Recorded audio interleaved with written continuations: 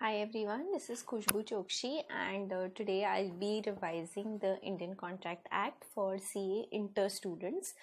You all have already done the Contract Act, a lot of Contract Act last year in foundation. So this is the continuation of the Contract Act. Two things before we start. Number one, I have made a summary notes of the Contract Act. So this will help you on the last day for revising. It contains all the important points which you have to remember before you go for your examination. So I'll be attaching them in the comment section. You can download and use it for your purpose. And secondly, in the Indian Contract Act there are a lot of examples. There are a lot of examples in the act itself, illustrations to explain a point. So when you are writing the answers, you will have to give those examples. I always advise, even for CA foundation, that when you have to give examples, it's better and best to decide in advance that for which particular topic or which particular contract what examples you're going to give, and remember those examples and mark them in your book, saying okay, this is the example which I'm going to mention when this question has been asked. If say a bailment is being asked, I'm going to use the example of goods given to a tailor or a car given for repair, whatever you want to write. Just ensure that you give those you remember those examples in advance and you mark it in your book and you read it every time you are revising your concept, so that when you give your examination, when you go and sit for your paper and when you are writing the answer, at that point of time while writing your answer in the exam question, you don't waste your time thinking about an example which has to be given. So that even if it's a half a minute, it's important, because at that point of time you don't want to spend that half minute. You just quickly want to write down the example which you have been revising over and over again before your examination. So these are the two most important points. Now coming to the main topic, we'll quickly brush through. You can see this video once you have finished reading your Contract Act and you want to kind of revise it quickly, or you can view the video before, like have a understanding of what the entire chapter is all about, and then start reading in detail from your module or your textbook, whatever. Okay, so now coming to the Indian Contract Act, in the CA Inter you have three things which are covered. One is contracts of indemnity and guarantee, bailment and pledge, and you have agency. So these are the three units. These are all specific contracts which are a specific contract which are given in the Indian Contract Act, and all the conditions and all the essentials of a contract which we've studied last year about having two parties, having consideration, all of those will apply to these contracts. And in addition to those, there are certain terms and conditions which will apply to these specific contracts. Now coming to contract of indemnity. Contract of indemnity is basically when you are promising someone, or when you are entering into agreement saying that if there is a loss, I will make good the loss. Indemnity is basically telling someone that if there is a loss, I will make good the loss. There are two parties, indemnifier and indemnified. What is making good the loss? Say for example, we have an example saying that I go out of India for my studies, and I get a job with the government, and I tell the government that I'll be coming back after 5 years, and then I'll be working with the government for a period of another 5 years.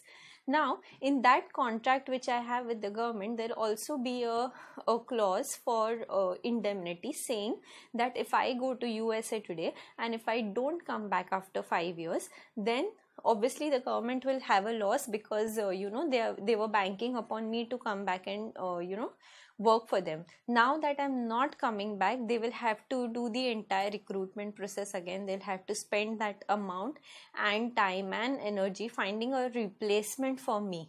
So they are going to incur a loss. So in that contract of indemnity, I tell them that okay, this is the agreement between us, that I will go to USA for a period of 5 years. When I come back, I will take up a job here and with you guys, and then I will work with you for a period of 5 years. In case I don't return back, I will have to indemnify the loss. I'll have to pay the damages.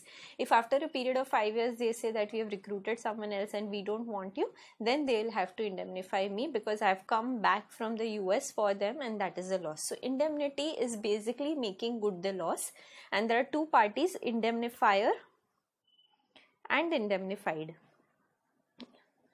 Indemnifier is the person promises to indemnify or save the other person, is promising, okay, if I don't come back after a period of 5 years, then I will pay you this much rupees 2 lakhs as damages. And indemnified is the person who is promised to be safe against the loss, in our example, which is the government. So this is what a contract of indemnity is. The contract of indemnity may be an express contract or it may be an implied contract, depending on the situation, and all the essentials of a valid contract are necessary in the contract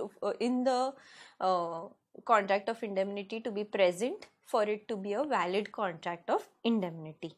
Now, also one important thing to remember, a contract of fire insurance or marine insurance is always a contract of indemnity, but a life insurance is not a contract of indemnity, because in a life insurance you cannot put a value to the death, to the loss of that person. But in a contract of fire and marine insurance, you can quantify that amount of loss which has happened and you can make good the loss, and hence it's always a contract of indemnity. Now, what are the rights of the indemnity holder when sued? He can basically, if he is being sued, he can recover whatever expenses which he is incurring in the legal the litigation that is happening, or any expenses which has been incurred to bring that litigation in place, and any cost which have been paid in the compromise or suit, if any. Okay, so these are the amount, the rights of indemnity holder that he can recover when he is being sued. Now, coming to the contract of guarantee. Contract of guarantee is basically a tripartite agreement where there are 3 people involved. Like in a contract of indemnity, I said there are 2 people involved. One is the indemnifier and one is the indemnified. Indemnifier is I saying that, okay, government, I'll pay you rupees 2 lakhs if I don't come back from the US after 5 years. And the indemnifier, government is the indemnified, because he's a person who's protected. In a guarantee, there are 3 people involved. So I say, okay, you know what, you give my friend a loan of rupees 2 lakhs, and if he does not pay the loan, I will repay the loan on his behalf. So there are 3 people involved, I, my friend, and the bank who is going to give the loan to my friend. So there are 3 people involved. That is a surety, that is me, because I am saying if my friend does not pay you the amount, I will repay the amount back to you. One is the principal debtor, which is my friend, because he is the debtor, he is the person who is taking the loan, and the creditor, that is the bank who is going to give the money to my friend. So it's a tripartite agreement, it's between 3 people. Now, it can be oral or a written agreement. It's basically a promise to pay a debt owned by a third person in case the latter does not pay, which also means that my liability as a surety will come into existence only and only when my friend, the principal debtor, does not pay the amount to the bank. If he pays the amount to the bank, my liability as a surety will come to an end. But in case he does not pay the amount, only then and then my liability will come into existence, which also means that the liability of a surety is secondary in nature and that of a principal debtor is primary in nature, which means that he is the first person who is going to make the payment of the debt. If he does not pay that, then I will have to make. So secondary in nature, because it's him who is responsible. If he does not pay, only then my liability will come into existence, and hence my liability is secondary in nature. I don't have to pay if he is already paying the amount. Okay, so what are the essentials of a guarantee?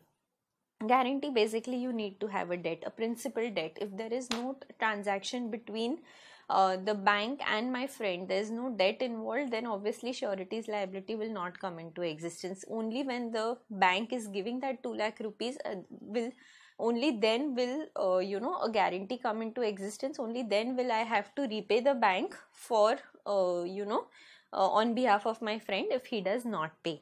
There has to be a consideration. Consideration in the sense, I tell him, okay, you pay him 2 lakh rupees, and if he does not pay, I will pay you the 2 lakh rupees. So consideration in this case is that he is going to give 2 lakh rupees to my friend. So a consideration is essential in a contract of guarantee, and there has to be existence of liability. There has to be a debtor-creditor relationship somewhere for a guarantee to come into existence. So there has to be an existence of a liability from the principal debtor to the creditor. There cannot be any misrepresentation, concealment, or concealment of facts for the surety. So I tell the bank, okay, you pay 2 lakh rupees to my friend, and if he does not pay you 2 lakh rupees, then I'll make good the loss. Now what the bank does is that they enter into an agreement saying that he will pay 1 lakh rupees to my friend, and this is without my knowledge. Or he says that, okay, I'll pay you 3 lakh rupees, and that is without my knowledge, because I have agreed only to pay 2 lakh rupees, but he is agreeing to give him 3 lakh rupees.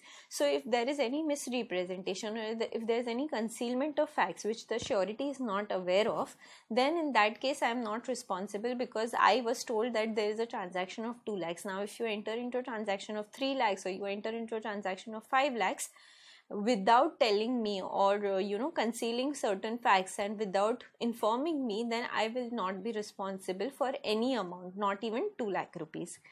Writing is not necessary, it can be an oral agreement also. And joining of co-surety. So I say, okay, I have a friend, Mr. B, and Mr. C is the person who is taking the loan. So bank is not giving him the loan. So I and my friend Mr. B tell the bank, okay, we'll both pay the amount to you, 1 lakh rupees each. Please give the loan to my friend. If he does not repay, we'll both pay you 1 lakh each and make good the loss. So in that case, he is a co-surety. So when a co-surety is involved, then when both the co-sureties are involved, only then the transaction will come in, the surety will come into place, the guarantee will come into place. So a joining of co-surety, if it is required, is necessary and essential in a contract of guarantee. So just revising, what are the essentials of a guarantee? Guarantee in the first place is a tripartite agreement between 3 people: the surety, principal debtor, and the creditor. So it's a tripartite agreement where you're making good the loss only if the principal debtor does not pay. What are the essentials? You need to have a principal debt, you need to have consideration. You give him the loan, I will make good the payment if he does not pay. So there has to be consideration, there has to be an existence of liability between the debtor and the creditor. If there is any misrepresentation or concealment of fact, then the surety's liability will come to an end. Having agreement in writing is not necessary, it can be oral or written, both. And the last point is that joining of co-sureties, when the co-sureties have agreed to come together, then joining of co-sureties is required for a contract of guarantee. Now coming to the different types of guarantee.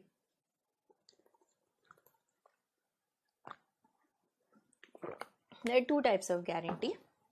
One is a specific guarantee and the other is a continuing guarantee. What is a specific guarantee? I tell him, okay, you give my friend 2 lakh rupees. If he does not pay you, I will pay that back to you. It's for a single transaction or a single debt or a specific transaction, saying that if he does not pay that amount to you, I will pay it to you. It's a specific guarantee. If the bank tomorrow after 3 months gives him another loan of 5 lakh rupees, I will not be responsible for, I will not be a surety for that 5 lakh rupees. Why? Because I am giving a specific guarantee for a particular transaction. Whereas a continuing guarantee is where, he buys goods from someone else, and the other person, the creditor, gives the goods on credits, and he says that he'll provide goods every month for a period of 1 year, and the total transaction value at the end of the year will be rupees 10,000. So I tell him, okay, you provide the goods to him on credit. If there is any amount for any month which he does not pay, then in that case I will make good the loss.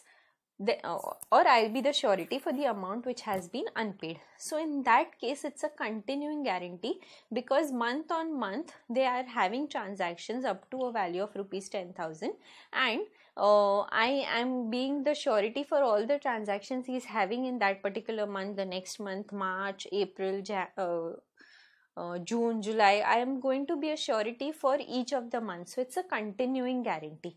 Now, if it's a specific guarantee, I've given it, if I withdraw it, then it comes to an end.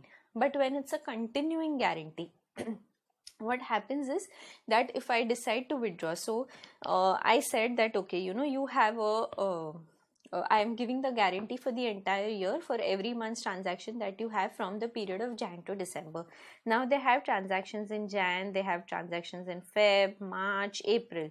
Now in May, I and my friend have a fight. So I tell him, okay, now I am not going to be a guarantee. I am not going to be a surety for your transactions with that particular person, and I withdraw my guarantee. Now if I withdraw to be a surety, then I will be responsible for all the transactions he has entered into while I was acting as a surety. Any transactions after I withdraw my role as a surety, I will not be responsible. But these transactions, when they entered into, I was a surety at that point of time, so I will be responsible for all transactions from Jan to April or Jan to May, and post that May, when we had a fight and we decided I don't want to be a surety. If the creditor decides to give any further goods on credit, then my friend will alone be responsible for it, and I will not be responsible in any way because I've withdrawn my role as a surety. So this is for a series of transactions. Every time there's a transaction, it's not for a particular transaction, but it is for a series of transaction. Okay, now, so that's the two different types of guarantee: specific guarantee and continuing guarantee. Specific for a single transaction and continuing guarantee for a series of transactions. Now coming to the difference between contract of indemnity and guarantee, we've already discussed it in detail. The table is given here. You can go through the points. It's basically, the difference is that here it's an agreement between two people, here it's an agreement between three people, and here you have to make good the loss only if there is a loss. So the indemnifier will make good the loss. Here the surety will have to pay if the principal debtor does not pay. Okay, so you can go through that table. Now, nature and extent of surety's liability. To what extent will the surety be liable? Again, we just discussed. The liability is secondary in nature, so he has to pay only if the principal debtor is not paying, co-extensive with the principal debtor's liability. So if they have to pay a total amount of 2 lakhs and the principal debtor has already paid 1 lakh rupees, and the surety's liability will be restricted to rupees 1 lakh, and he does not have to pay the entire 2 lakhs because it's co-extensive with that of principal debtor. Surety's liability arises only on default by the principal debtor, and hence it's said that it is secondary in nature. Surety's liability continues even if principal debtor is not sued. So the bank may not necessarily sue my friend, and only if he does not pay then sue me. The bank can come and directly sue me as a surety, and then I'll have to repay the amount to the bank. So when there's a surety is responsible, the creditor can directly sue the surety without suing the principal debtor. So the bank knows that it makes no sense suing the principal debtor because he just does not have the money. So let's sue the surety, and he can legally and lawfully sue me without suing the principal debtor. Creditor has the right to sue directly without first proceeding against the principal debtor.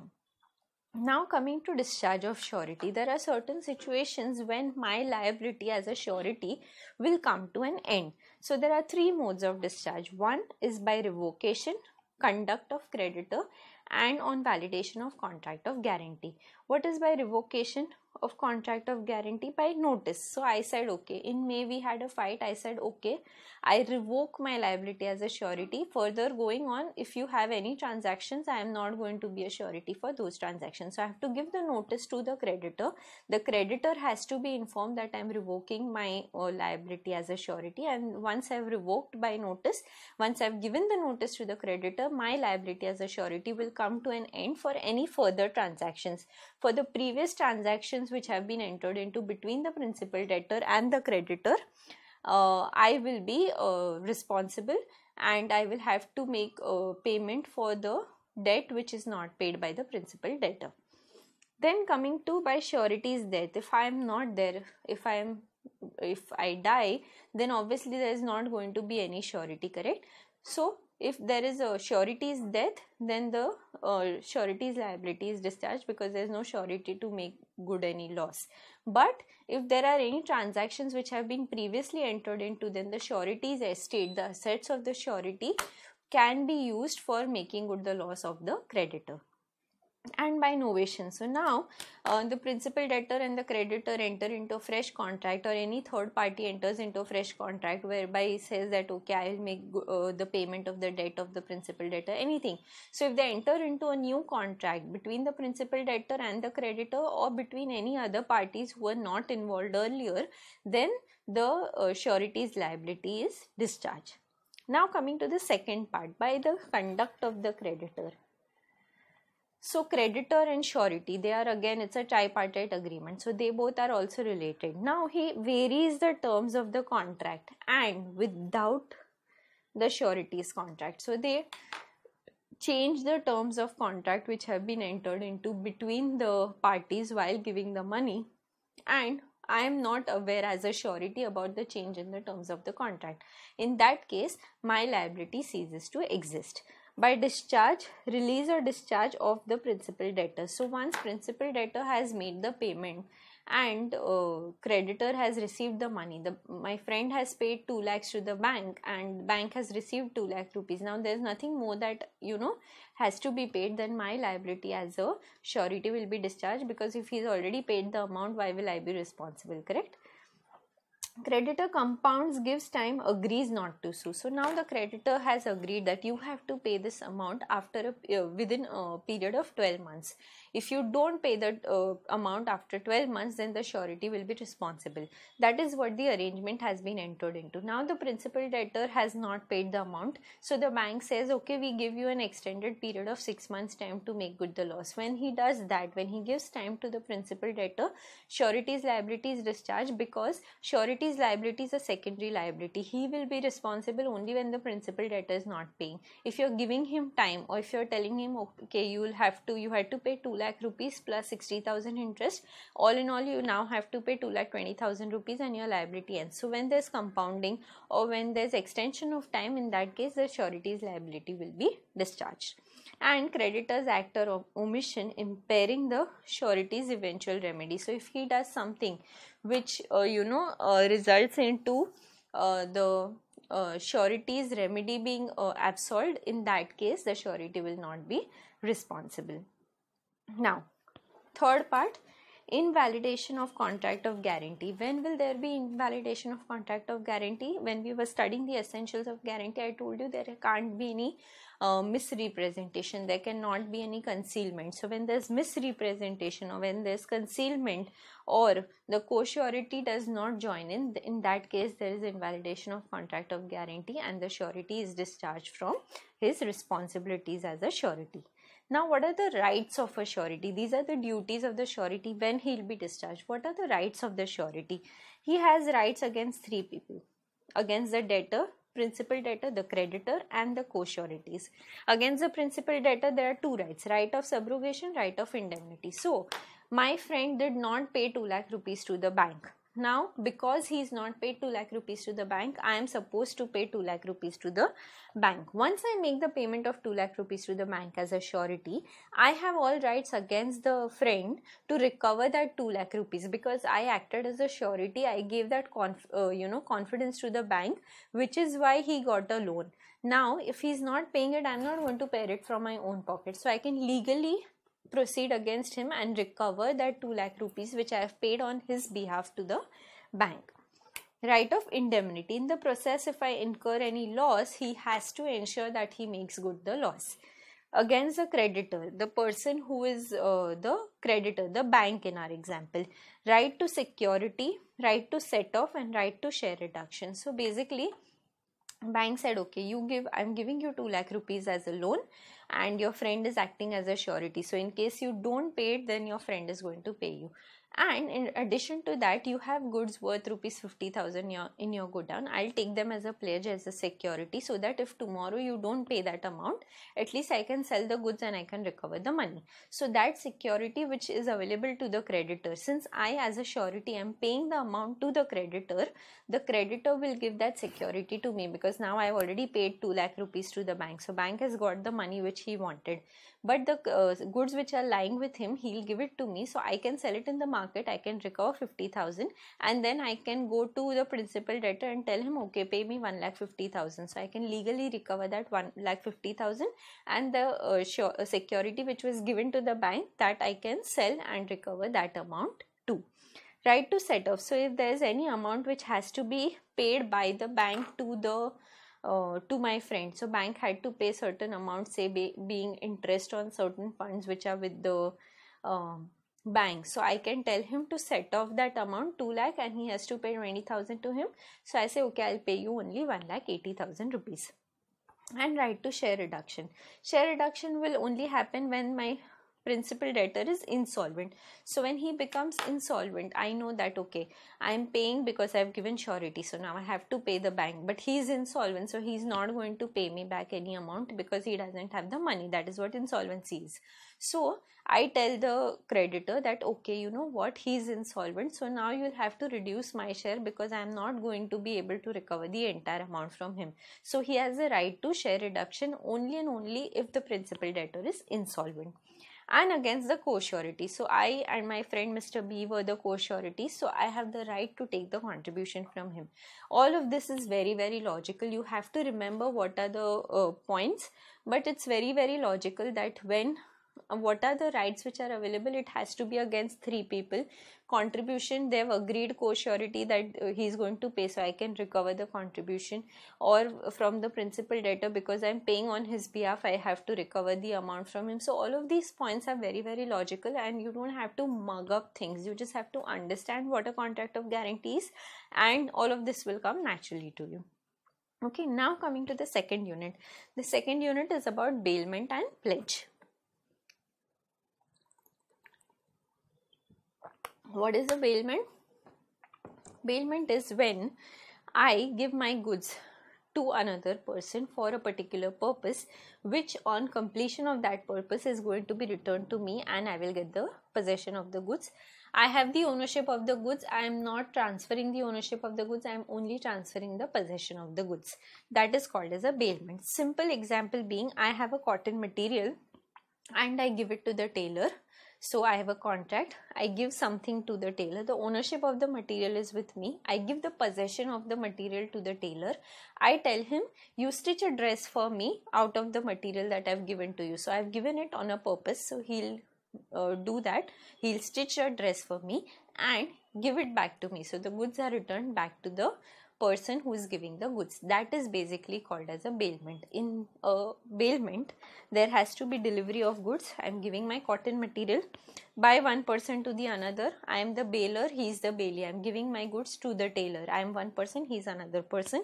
For some purpose, for stitching the dress, I am giving you the material for stitching of dress. Upon a contract, you stitch the dress for me, I will pay you rupees 2,000, sorry, not 10,000. So there's a contract between us, and the goods shall, when the purpose is accomplished, be returned or disposed of according to the direction. I tell him, you give it back to me. Or in the second example, I tell him, okay, once the dress is stitched, I have stitched the dress for my mom, so you give the dress to my mom. So he'll give it according to the direction. This is basically what a bailment is all about. There are 2 parties involved, bailer and the bailee. Okay. So there's a contract. What are the essentials of a bailment? Again, it's all coming from the definition. There's nothing new in the essentials. So same thing, there is a contract. There's delivery of goods, actual or constructive. I give my car for repair. I am not actually giving my car. I am telling him, okay, these are my car keys, go down and repair my car. So it's a constructive delivery of goods for a purpose, for stitching a dress or for repairing the car. Possession of the goods, I give him the possession of the goods. Now, depositing ornaments in a bank locker is not bailment. This is again important because this can be asked as a practical case study type of question. Return of goods, you have to return the goods back to me. You can't keep it, or you can't, use it for your own use. You have to give it back to me because the goods belong to me. Now it said that deposit of a money in a bank is not bailment. Why it's not bailment? Because you're not returning the same goods, you're giving different goods. If I give check number note number 1, 2, 3 to the bank, if I again want that money back, I'm not going to get 1, 2, 3, I may get 4, 5, 6 as the notes. So depositing money again is not bailment. Again, it's important for a practical case study type of question. So what are the essentials? You need to have a contract. There has to be a delivery of goods.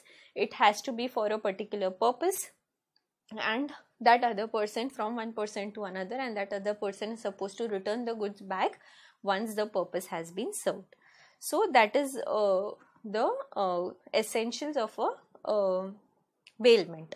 Now coming to the different types of bailment: delivery of goods by one person to be held for the bailer's use, given to a friend for his own use without any charge. I have a Mercedes. I don't have. It's an example. I have a Mercedes. I tell my friend, okay, you have your wedding. Why don't you, use my Mercedes, to impress your wife? So on your wedding day, you can take my Mercedes and drive and pick up your wife. So in that case, I'm giving it to a friend for use without charging any money. Hiring of goods: if I am hiring on goods, I am taking goods on rent.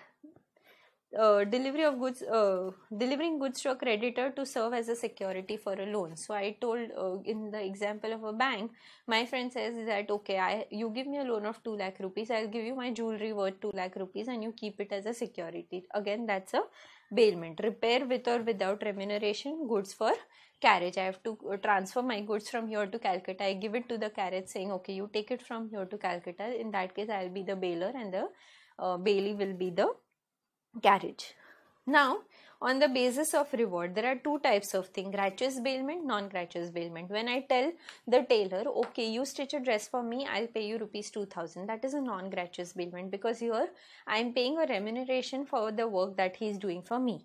I tell my friend that, okay, you want a Mercedes, you take my Mercedes for your wedding day and then return it back to me after 3 days. That is a case of a non-gratuitous bailment. I'm not going to charge my friend 2000 rupees or 3000 rupees for the car rental that I'm giving him.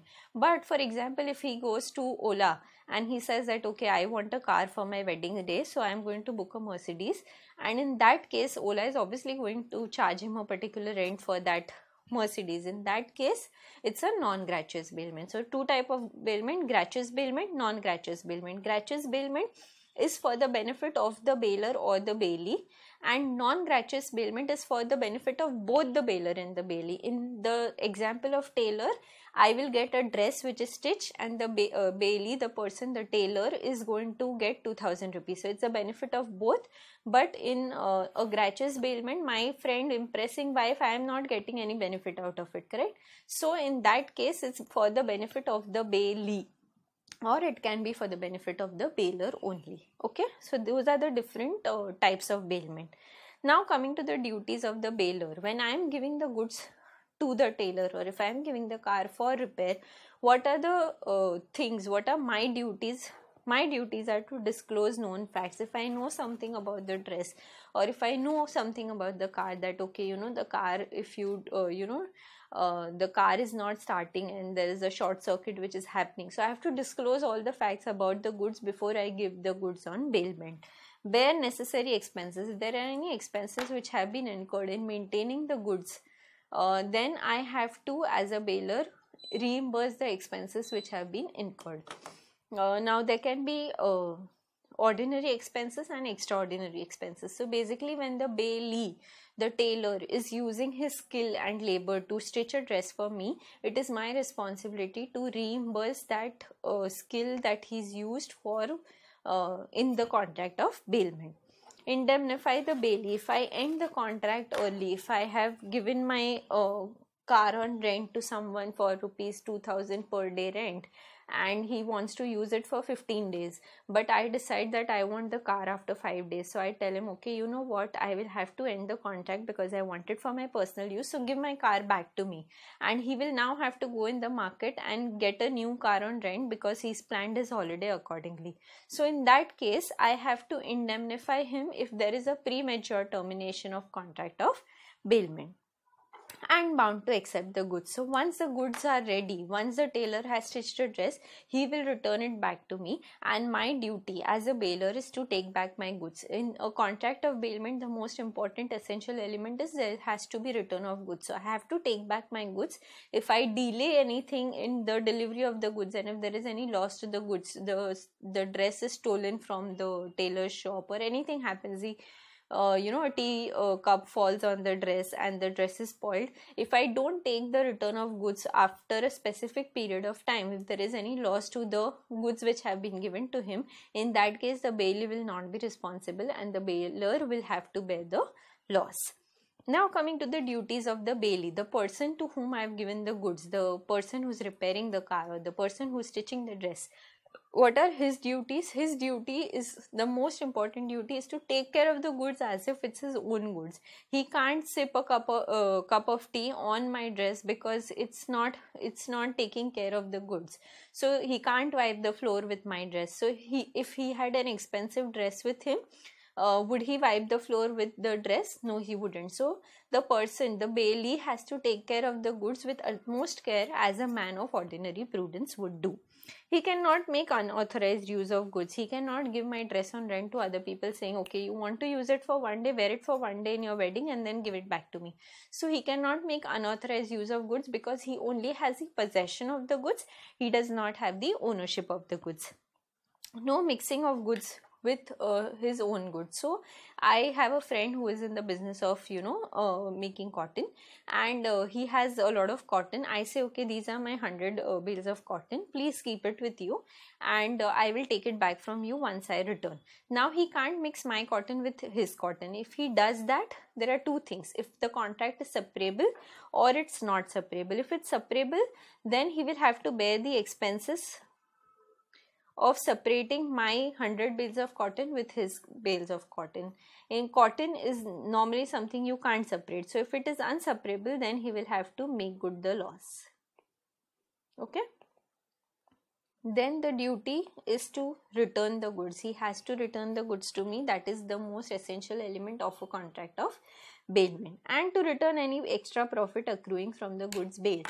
I have a cow shed and I give a cow to a friend. I tell him, okay, you wanted a cow for your whatever plowing or something, and you take my cow. Now he's taken the cow and the cow is pregnant. Now cow has given birth to a baby calf, and when he's returning the goods, he can't say, okay, calf has taken birth here, so I'll keep the calf, you take the cow. No, if there is anything accruing or any profit accruing to the goods bailed after I have given it to the bailee has that duty to return the goods along with that extra profit that is accrued on the goods.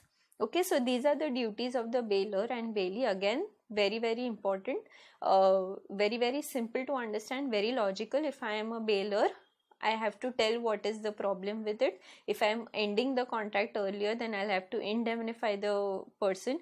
If he's using his skill, it's a non-gratuitous bailment, I'll have to bear the necessary expenses. Duties of bailee: I have to take care of the goods as if they are my own goods. I cannot mix it with my own goods, or I cannot make unauthorized use of goods. And if any profit accrues along with the goods, I have to give that back to the person, the bailor. What are the rights of the bailor? Rights of the bailor and the bailee. Right to terminate the bailment. He has the right to terminate, to end the bailment. I can always say that, okay, you know what, you've not stitched my dress for a period of 1 week. You've just kept the material with you. I don't want to go ahead. I'll get it stitched from another tailor. I end it. Please give the goods back to me. Demand back the goods at any time. Again, if you're terminating it, you're obviously taking back your goods. File a suit against any wrongdoer. If someone's doing anything wrong due to which the bailee is not being able to, use the goods which have been given to him, then I can always sue that third person. And file a suit for enforcement of duties imposed upon a bailee. So if there are any duties imposed upon a bailee on account of the bailment, then I can file a suit in that regard as a bailor. What are the rights of the bailee, the person who's got the tailor? What are the rights? To deliver the goods to any one of the joint bailor. I and my mom both go and give the material. He can either give the goods back to me or he can give it back to the mom. Right to indemnity. If there's any early termination, if he's already stitched half the dress in 7 days but he's not completed it, in that case I'll have to pay him, indemnify him for whatever amount of work he's already done on the goods, and the balance I'm not supposed to pay him. So I pay him 1,000 instead of 2,000 which I have agreed with him. Right to claim compensation in case of faulty goods. So if I give my car on rent and I'm in the business of renting out cars. So I say, okay, you want the car on rent, you take it at 1,000 rupees per day, and for 15 days you have taken the car on rent. Now now the brakes of the car are not working, and I have not disclosed the fact, or I am unaware of the fact. So if I've given a faulty good, which is why he meets with an accident and there's a hospitalized and he's incurred expenses, in that case, if there's faulty goods provided, this especially on hire, even if I am not aware, I will have to make good the loss and give him a compensation for the faulty goods. Right to claim extraordinary expenses.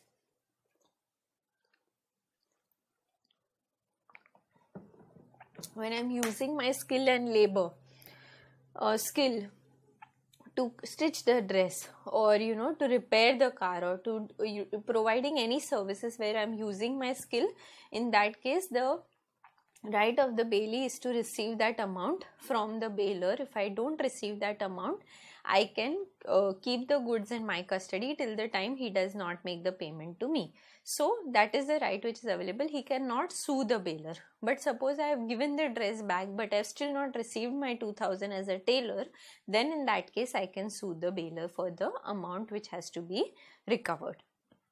Right to apply to the court to decide the title of the goods.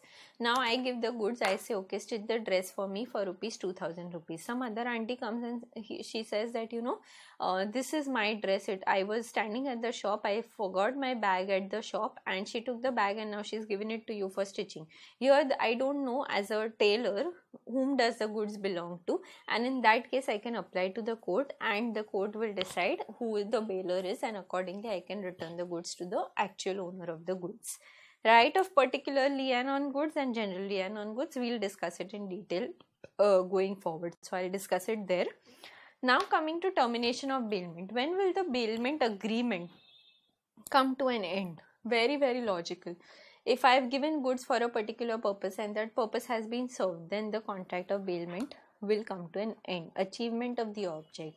I have given my car on rent for a period of 15 days. At the end of 15 days, at the end of the expiry of a fixed period, it will come to an end. If there is a death of the bailor or the bailee, then the contract of bailment comes to an end and the goods have to be returned to the bailor. If I give a notice saying that, okay, you know what, I've given you my car on rent for a period of 15 days. So now, sorry, I missed the point. So if there's a notice given that, okay, I've given you my car on rent for a period of 15 days, but after 5 days there's a personal emergency in the family and I'll need that car which I've given you on rent. So I'm giving you notice and I want to terminate the bailment. I can't give you the car on rent. Please return my car to me. So by notice they can do that. Inconsistent use of goods. You've taken a car on rent for city driving, but you take my car to the Himalayas. Now I have a Maruti Suzuki 800 which you've taken on rent, which is not going to work in the Himalayas. So you're making inconsistent use of goods. My car is only for city driving. It's not going to work in the Himalayas. So in that case, the bailment agreement comes to an end and the bailee has to return the goods back to the bailor. And destruction of the subject matter. Something happens to the car, or the material has already been lost when it was at the tailor shop, then the bailment agreement has come to an end. So these are the different scenarios under which the bailment agreement will come to an end: by notice, by expiration of fixed period of time, by completion of services, making unauthorized use of goods, or destruction of subject matter, or death of the bailor and the bailee. Okay. Now coming to the finder of lost goods. Again, this we've done when we were doing quasi-contract last year. So if you are a person who's found some lost goods, then you have to make an attempt to try find the actual owner of the goods, and you have to return the goods back to the actual owner, and whatever expenses you incur in preserving the goods or in finding the actual owner, you can recover it from the actual owner. If the actual owner does not pay you, then you are not bound to return the goods to him. And if after doing everything, if you are after doing all the reasonable steps for finding the actual owner, you are still not able to find the actual owner, you can sell the goods or use it for your own purpose. Or if the goods are such which are perishable in nature and you can now not find the actual owner, then you can sell the goods only in those scenarios. Now coming to general lian and particular lian. Particular lian is when, as I told you that, I have given the goods to the tailor and the tailor is stitching it, and then I have to pay him 2000 rupees. Now he tells me, okay, the dress is ready. I tell him, I don't have 2000 rupees today. You give me the dress today and I'll pay you 2000 tomorrow. He's like, ma'am, I don't know you. So, you know what? Get 2000 rupees, which is my fees, and only then I'll give you the goods. That is called as a particular lian on goods. It's in when there is any exercise of labor of skill in respect of the goods bailed, so he is entitled to a lian on goods, that is a particular lian only on the dress on which the payment is not made. So there's a tailor, I tell him, okay, this is a cotton dress, you stitch it for me for 2000 rupees. This is silk material, stitch it for 3000 rupees. And then there's one more material, you stitch it for 1500 rupees. Okay, now he says, okay, everything is ready, and now take back the goods and pay me my money. So I tell him, okay, today I have only 4500 rupees, so you give me all 2000, I'll pay you tomorrow. He says, ma'am, you take this against your 4500, this 2000 rupees cotton material, I'll keep it with me, I will not give it to you till the time you don't pay me 2000. That is called as a particular lian on goods, only against the particular services which has been rendered and the money is pending against that. Now general lian on goods, there are examples, you can go through the examples to decide what you want to write. General lian on goods is basically with specific people only, like bankers, factors, wharfingers, attorney of state office and the policy brokers. So if you have a debt with a bank, you take two debts from bank, one for 500 rupees, one for 1000 rupees. You have to be really poor to take a debt of 500 rupees from the bank. Okay, so you take a debt of 500 rupees and you tell the bank, okay, I will give you security of some goods which are worth 700 rupees against this debt. Now it's against the debt for rupees 1000, so you've given security of 700. Now you've paid 1000 rupees to the bank and 500 is pending. He can adjust 500 against the 700 and give you back 200 rupees. This is called a general lian. It's not, it is the debt, the security is given for this 1000 rupees, not for the 500 rupees, correct? But he can adjust it because he has a general lian on all the money that is lying with him. So this general lian is only available with specific people, which are the bankers, wharfingers, factors, policy brokers and the attorney office. Only these people have a general lian on goods, otherwise everyone else with whom you deal with in a contract of bailment, they will have a particular lian on goods. So general lian and particular lian, again there's a difference, you can go through it and before you actually just go through the table, it's not very difficult.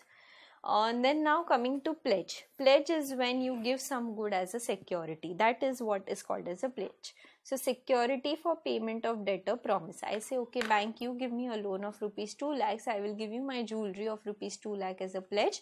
So in case I don't pay you that 2 lakh rupees, then you can use my jewelry and you can sell my jewelry and recover that 2 lakh rupees. So that is what is called as a pledge. What is the difference between a bailment and a pledge? In bailment, there is goods for a particular purpose which you are giving, but in a pledge you are giving goods for a security for any loan or any money which you have taken from the other person. Now what are the essentials of a pledge? Again, the essentials of a bailment and the essentials of a pledge are similar. There is a contract, there is delivery of goods, I have given my jewelry for a purpose, as a security I have given it, and the possession of the goods is with the banker. He is not the owner of the goods, he has the possession of the goods. He is supposed to return the goods back to me once the payment of debt has been made, and then the return of goods has to happen. So the essentials of a bailment and the pledge are similar. There is no difference in that. Okay, what are the essentials of a contract of pledge? What are the additional things which are required in the in the contract of pledges? That it is for a security for payment of debt or performance. So some debt which has been given, against that I am giving a security, and hence it's for a payment of debt. goods must be the subject matter of contract of pledge. So I give my jewelry, I give my property, or I give my goods, or whatever. I have to give certain goods which has to be a subject matter of the pledge. The goods pledge must be in existence. It has to be there. It cannot be that okay, I will stitch 10,000 dresses which will be which can be sold for 1,000 rupees, so that I will give you as a pledge. No, it has to be something which is in existence, which I give him today and against which he'll give me the funds. And there must be delivery of goods from the pawner to the pawnee. Again, there are two parties involved, like how you have the bailor and bailee. Here you call them as a pawner and the pawnee. Okay, now what are the pawnee's right? To retain the pledge good. The bank is the pawnee in our example. So the bank, he has the right to retain the pledge good. The jewelry which I have given him against 2 lakh rupees of loan which he's given it to me, he has the right to retain the goods. Right to retain subsequent debts. So if there's anything subsequent to that 2 lakh rupees, I tell him, okay, you know what, I need some 20,000 more. Can you give me those that? Can you give me 25,000 against the jewelry which I have given? So right to retention of subsequent debt. So I have paid 2 lakh rupees, but I have not paid that 20,000 rupees. He can still keep the jewelry. Why? Because he is a banker and he has the general lien on goods. Right to extraordinary expenses incurred. Any expenses which he incurs in maintaining, he opens a locker and he keeps the jewelry in the locker. So any extraordinary expenses which are being incurred by the person for maintaining those goods, that can be recovered. And right, when the pawner makes the default, I don't pay him the 2 lakh rupees, he has the right to go and sell the goods which have been given as a pledge and recover the money by selling the goods. Now what are the rights of the pawner?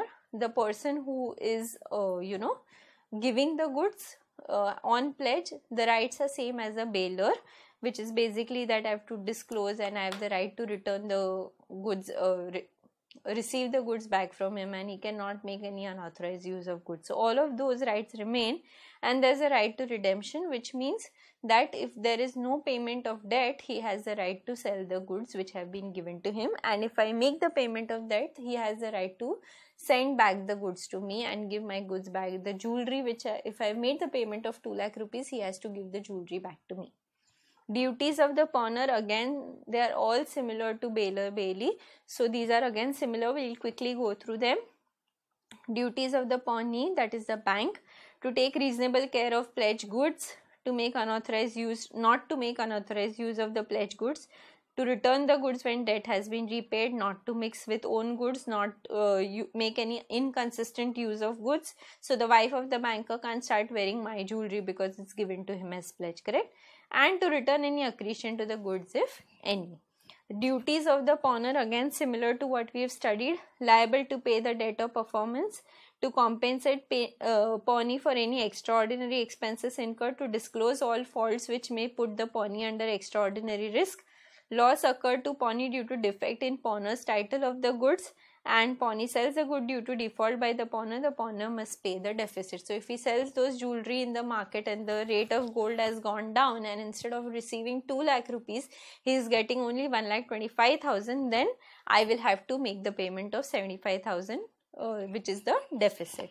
Okay, so these are very similar to the bailor bailee thing, and so you have to just write the same points. Okay, now pledge by non-owners. Now when I'm giving a pledge, I'm giving goods as security. I can give it only if I'm the owner of the goods. Okay, I can't tell okay bank, you give me 2 lakh rupees, I'll give you my friend's car as a pledge. It can't work like that, correct? I can give only goods for which I have the ownership as a pledge. When can I give goods on pledge? Even if I am not the owner of the goods. When I am a mercantile agent, when I am acting in as on behalf of the principal, and I am the agent of the principal, in that case I can give the goods on pledge on behalf of the principal if I am acting in ordinary course of business and with the authority from the principal. Pledge by a person in possession under a voidable contract. I have taken a car from my student, and I have told him that I am your teacher, so you give me the car for rupees 1 lakh, he doesn't want to give it to me, but because there's undue influence, he's giving it to me, and then I pledge that with the bank. That is a contract. It's a, because I've used undue influence, it's a voidable contract. But before you can void the contract, I've given it as a pledge, then it's a valid pledge by the non-owner of the good. Pledge when the pawner has only limited interest or has co-owner in possession. My house is, I, my brother, my mom, my dad, we are all owners, 25% each of the house. So if I give the house as a pledge to someone for a debt which I am taking, I can give that house to my limited interest, that is 25% only. I can't pledge the entire 100% because 100% is not in my name. My name only 25%. So I can give only 25% of the house as a pledge. Pledge by seller or buyer in possession. So any buyer or seller in possession of the goods can give the goods as a pledge. Now coming to the third part, which is the last part of the Indian Contract Act, which is about agency. Agency is basically when there is a principal, there's a person who wants to, in business, if you see, I don't have the time to do everything. I have a big, business of selling cotton. I don't have the time to go everywhere and do that. So I appoint agents. I tell them, okay, you will work on my instructions, and you will do things which I tell you to do. Give it to approach, industries where they will take the cotton and things like that. So a principal, there are two parties. One is a principal and one is the agent. Agent is the person who is going to act on behalf of the principal. He has to act according to the instructions of the principal. I have told him, okay, you have to go shop to shop and ask if they want to buy that particular product. So he has to act in accordance with the directions which I give him. He cannot act over and above his authority. If he does, I will not be responsible. So he has to act within the authority in the usual course of business and to do things which I have authorized him to do. He cannot go beyond his authority and do things which are not being authorized by the principal. When he does things which I have authorized him to do, then anything that he does, I will be responsible because he is acting on my instructions. But if he does something which is outside his authority, which I have not told him to do, which he is doing by himself, in that case he cannot bind me because I have not told him to do that particular thing. He's just doing it, because of his own will. He thinks that it's best for us and he decides to do something. Then in that case I will not be responsible because he's acting beyond the scope of his authority. So that is what agency is all about. Now, test of agency: capacity to bind the principal and make him answerable, whether he can do that, whether the agent can do that. And there's a contract between the privity of contract between the principal and the third party. So the third party is dealing with the agent. There's a contract between the principal and third party. If these two conditions are satisfied, it will be said that there's a relationship of agency. Otherwise there's no relationship of agency. If I am not responsible to the third party, or if I am not answerable for the acts of the agent, then there cannot be a relationship of agency. Now, who can be employed as an agent? A person who is a major, that is more than 18 years of age, and who is a sound mind, who is not a lunatic or person of an unsound mind. These people can be appointed as an agent. Any person can be appointed provided he is not a minor or a person of unsound mind. Minor cannot be appointed as an agent, and if a minor is appointed as an agent, then the principal will be bound by the acts and the agent will not be responsible in any way because he is a minor and a contract by a minor is not valid. Now coming to the modes of creation of agency. How will the creation of agency happen? We enter into an express appointment. I tell him, okay, let's enter into an agreement where you will be my agent, you will be doing these things, ABC, and the other things you won't be doing. So there's an express agreement. Either it's a oral agreement which we enter into, or it can be a written agreement which has been entered into. Otherwise there can be an implied appointment where I tell certain person, I purchase a goods from someone and I tell him, okay, my other customers will come to you, and anyone who's based in Kolkata, I will tell them, okay, purchase it from Mr. B. So they will come and you will have to give the goods to them, collect the money from them, and then transfer the funds to me. So here I have told him that you directly sell to someone. It's an implied agreement where he is my agent and he is collecting money on my behalf and then giving the money back to me. So that is called as implied appointment. Then comes necessity. Sometimes there's a necessity, there's an urgency, and in that case it is necessary to appoint an agent. Then in that case a agency will be created. Then there is estoppel, holding out, and ratification. So when a person who is not actually my agent, he behaves as if he is my agent and he deals with third parties. In that case, if I am not stopping that person from acting as my agent, I allow him to act as my agent, in that case I will be responsible for all the act he is doing by showing himself as, by estoppel of or by showing himself as my agent. So the principal must have made a representation must be expressed or implied, and state that the agent has an authority to do the act when he actually does not have the authority to do the act, and induce the third person by such representation to enter into a contract. So the third person must have believed the representation and made the contract. So he shows some third person that yeah, I am the agent of Miss Khushbu, so you can now enter into the contract with me. So that third person enters into the contract believing that he is the agent. I also know that he is not my agent, but he is just showing himself to be the agent. But I am kind of okay because I am getting a new client, so I tell him, okay, you can act, you can show yourself as an agent, and in that case I will be responsible as a principal and a contract of agency will be created. Ratification. Now he does something without my knowledge. He shows himself as agent and enters into a contract with Mr. XYZ. Now if he's entered into a contract with Mr. XYZ and then later on I come to know that he's entered into a contract with Mr. XYZ without my authority, I have two options. One is to ratify the contract or to cancel the contract. So I tell him, okay, I know that he's not my agent, but since he's entered into a contract with you, now we'll go ahead with the contract and I will supply the goods to you at the price that you've agreed with him. So that is called as ratification, where he didn't have the authority, but I said, okay, now that he's entered, let's close the deal and I'll give you the goods, you pay me the money. That is called as ratification, approving an act or transaction. Now what are the essentials of a valid ratification? What are the things which are required when I ratify a contract? It has to be expressed or implied. Implied, I don't express that, okay, let's go ahead with, I don't say those words, but I provide the goods to him and I take the money. It's an implied ratification. Express is when I tell him that, okay, he's not my agent, but you've entered into contact with him. Okay, so now we'll, kind of make the transaction. I'll give you the goods, you give me the money. That is express. Knowledge requisite for a valid ratification. I have to know that he's acted as my agent and hence there has been a transaction. So knowledge is required. Effect of ratification on unauthorized act forming part of transaction. He is not acted in authority.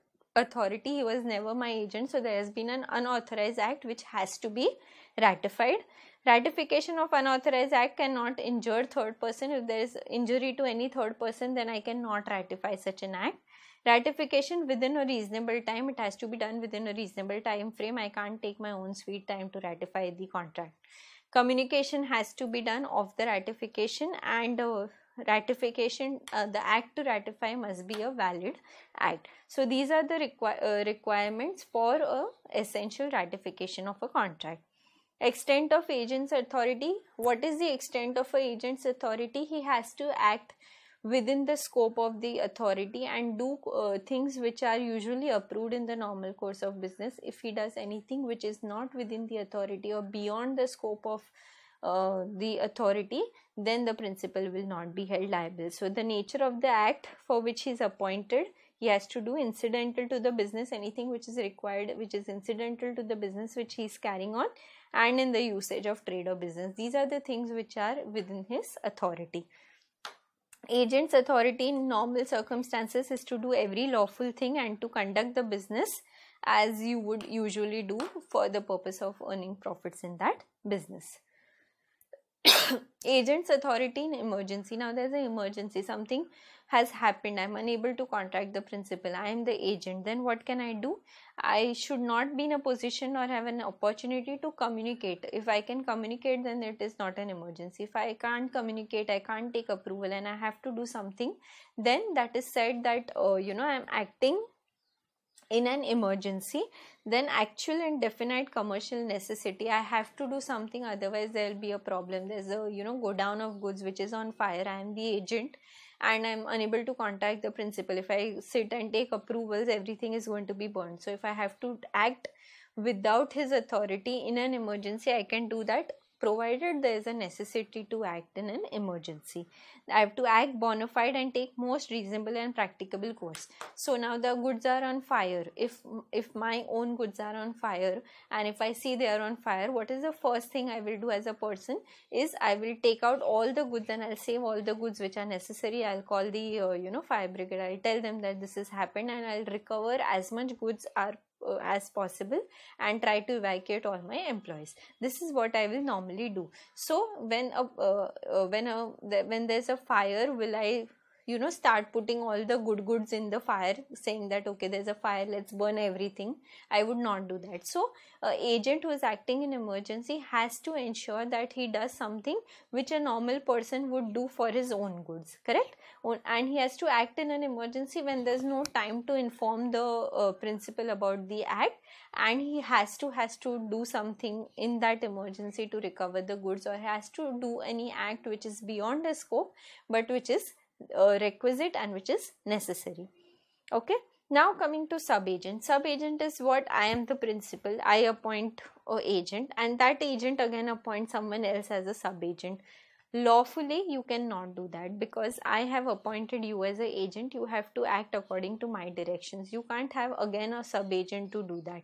But there are certain scenarios where a sub-agent can be appointed, where the terms of original contract permitted the appointment of sub-agent. So normally when you see Tupperware, they have this thing where the Tupperware is the person, they appoint someone to sell the goods, and that person who's selling the Tupperware products can also appoint someone else to sell. So they have this contract where they can again give it to third person, then that sub-agent can give it to someone else. So they have this chain of people selling the goods. So it is agreed as per the terms of the agreement, and when they have agreed to have a sub-agent, they can do it, but otherwise it's unlawful to appoint a sub-agent.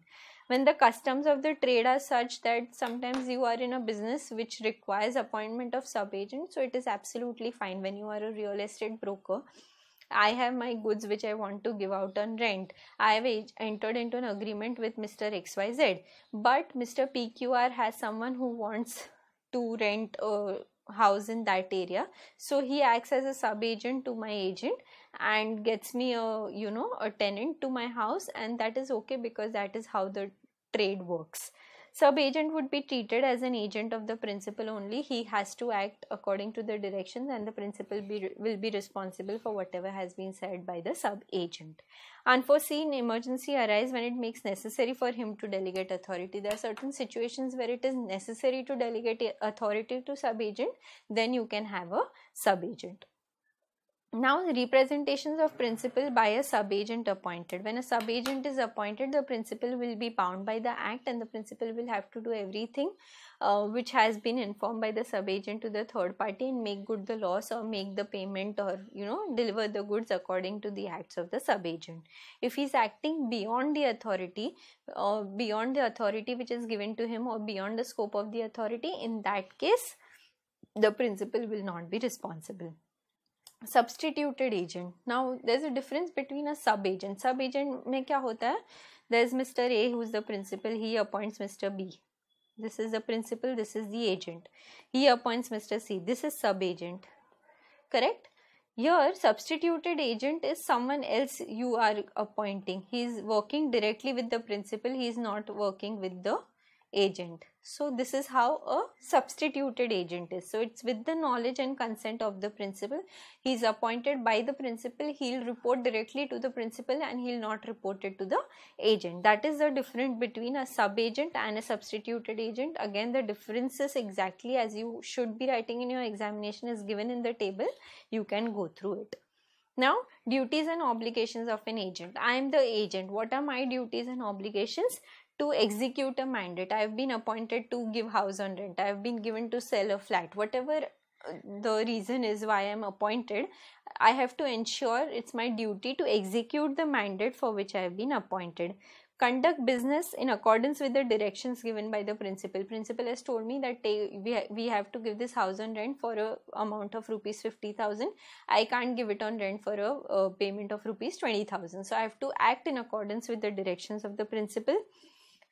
Exercise reasonable care and skill, communicate with the principal, tell him what the deal are, and they are ready to give 45,000. So should we take that 5,000 hit and go ahead with the rental agreement? So I have to communicate with the principal. Avoid conflict of interest. I cannot do anything which will conflict with the interest of my principal. Not to make any secret profit. I tell him, okay, I am selling it for 60,000, 10,000 I'll pocket, 50,000 I'll give to the principal. I can't do that. Remit the sum. Whatever I have received as rent from the tenant, I will have to give it back to the principal. Maintain accounts of what transactions are happening, and not to delegate my duty, because when you delegate, there is sub-agent. Sub-agent is something which is unlawful. Again, if you see duties and obligations of agent, very, very logical. You don't have to, kind of mug it up. It's simple and easy to understand. Just understand what agency is and you will know what the duties and obligations of agent are. What are the rights of an agent? What are the rights which are available to him? Right to remuneration. He's selling the house or he's giving the house on rent. He'll get a remuneration of 1 month's rent. In that case, he has a right to receive that remuneration because he's working on my behalf. He's not going to work for free. He's working for a profit or for some money. Agents lien on principal's property. If I don't pay him the amount, he has a lien on the goods. I tell him, okay, sell this 100 bales of cotton and I'll give you 1 lakh rupees. Now if he is going to sell it, he's entered into a deal, but I don't pay him 1 lakh rupees, he has a right to retain those goods. Right of indemnification for lawful acts. If he's done any lawful acts for which he is being penalized or there is a loss because of that, then the principal has to indemnify, make good the loss which has been incurred by the agent.